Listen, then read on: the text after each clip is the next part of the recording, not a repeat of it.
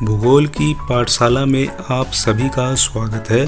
आज हम पृथ्वी हमारा आवास पुस्तक का पाठ 4 मानचित्र को समझेंगे।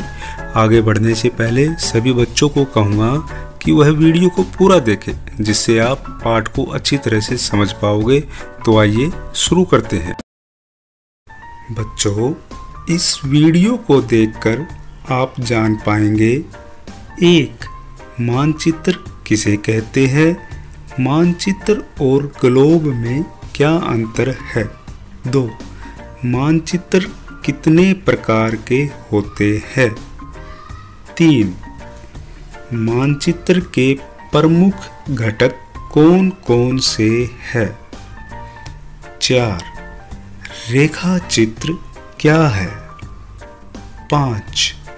खाका क्या होता है? तो अब आओ बच्चों, अब हम जानेंगे मानचित्र किसे कहते हैं, मानचित्र और ग्लोब में क्या अंतर है। मानचित्र पृथ्वी की सतह या किसी भाग का मान के आधार पर खींचा गया चित्र मानचित्र कहलाता है। मानचित्र ग्लोब की अपेक्षा अधिक जानकारी प्रदान करने में हमारी मदद करता है। पृथ्वी के अध्ययन के लिए ग्लोब उपयोगी है, परंतु पृथ्वी के किसी एक भाग जैसे देश, राज्य, जिला या गांव का अध्ययन करना हो तो मानचित्र अधिक उपयोगी सिद्ध होता है। पृथ्वी गोल है, गोलाकार जगह को चपटा करके दर्शाना असंभव है, इसलिए पृथ्वी के छोटे छोटे क्षेत्र जैसे देश, राज्य, जिला, गांव मानचित्र के रूप में दर्शाकर उनका अध्ययन किया जाता है। आइए अब हम मानचित्र के प्रकारों के बारे में जानेंगे। मानचित्र के प्रकार। मानचित्र 3 प्रकार के होते हैं। 1. भौतिक मानचित्र, 2. राजनीतिक मानचित्र, 3. थीमेटिक मानचित्र। सबसे पहले हम भौतिक मानचित्र को जानेंगे।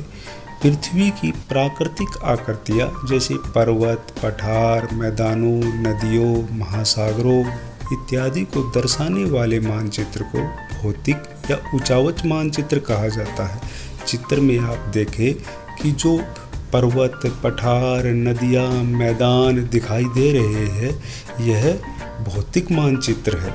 अब हम जानेंगे राजनीतिक मानचित्र।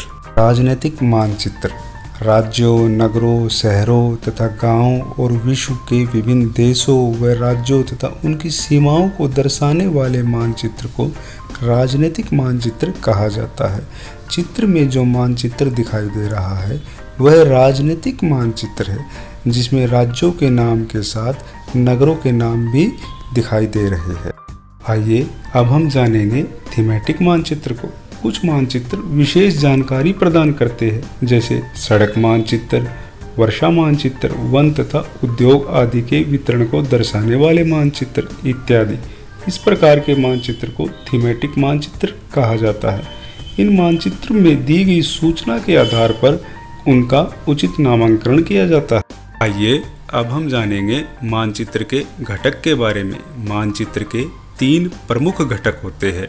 1. दूरी, 2. दिशा, 3. प्रतीक। सबसे पहले हम दूरी के बारे में जानेंगे।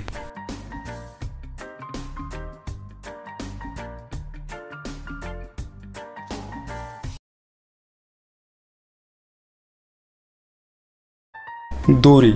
मानचित्र एक आरेखण होता है जो किसी क्षेत्र को छोटा कर कागज के एक पन्ने पर दर्शाया जाता है।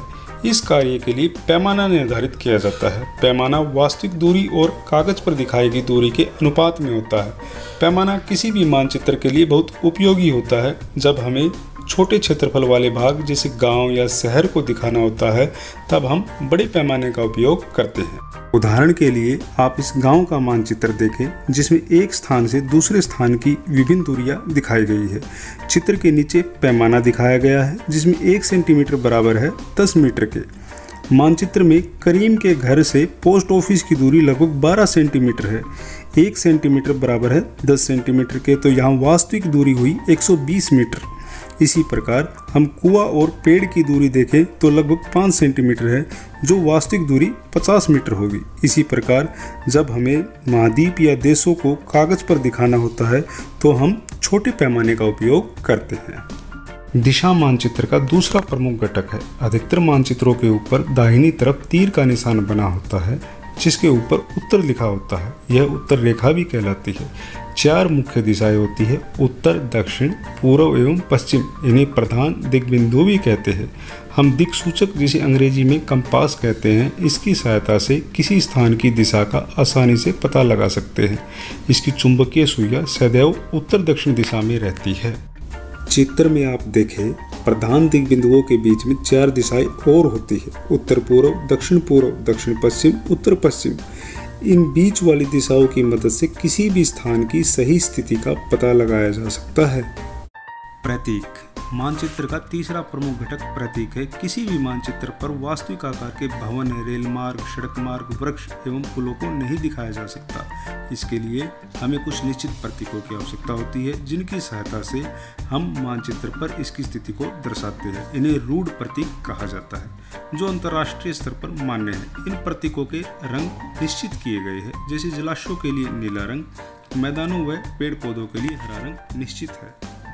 आइए अब हम कुछ महत्वपूर्ण प्रतीकों के बारे में जान लेते हैं। किसी क्षेत्र की वास्तविक स्थिति को दर्शाने के लिए इन प्रतीकों का सहारा लिया जाता है।